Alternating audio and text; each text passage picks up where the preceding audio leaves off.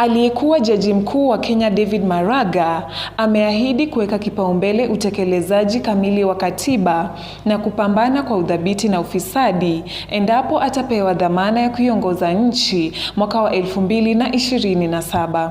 Amesema kuwa utekelezaji wa katiba ndiyo nguzo kuu ya maendeleo endelevu na kuongeza kuwa taifa haliwezi kusonga mbele iwapo ufisadi utaendelea kudhoofisha mifumo ya kiutawala. Kuweko 2020 mnyonge ambao anabadilisha uongozi wa rais, huyo ni mnyonge.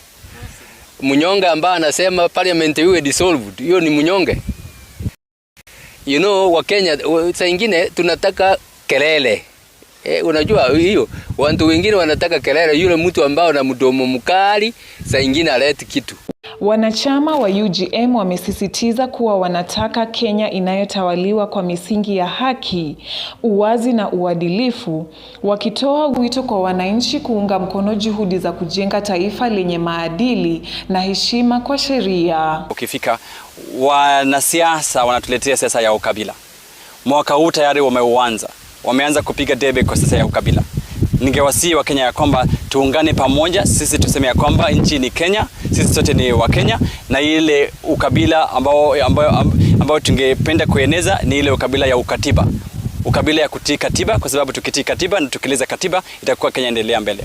Wakati huu mkachague kiongozi ambaye ni kiongozi atakayehusika na kuwahusisha. Si yeye awe anahusika na kuamua, lakini ni kuhusika na kuwahusisha. Na hiyo ndio manifesto kama ya UGM ambao tunaweza kuwaeleza kama wananchi wa taifa la Kenya kwamba mtakapotuchagua katika uongozi haswa pia wa kitaifa 2027, ambaye tunaye mwakilishaji wetu wa rais mtarajiwa CJ David Maraga, ambaye tutakapompatia pia nafasi hiyo, pia naye atakuwa anawahusisha katika mambo ambayo atakuwa yanafanywa uamuzi katika bunge la kitaifa.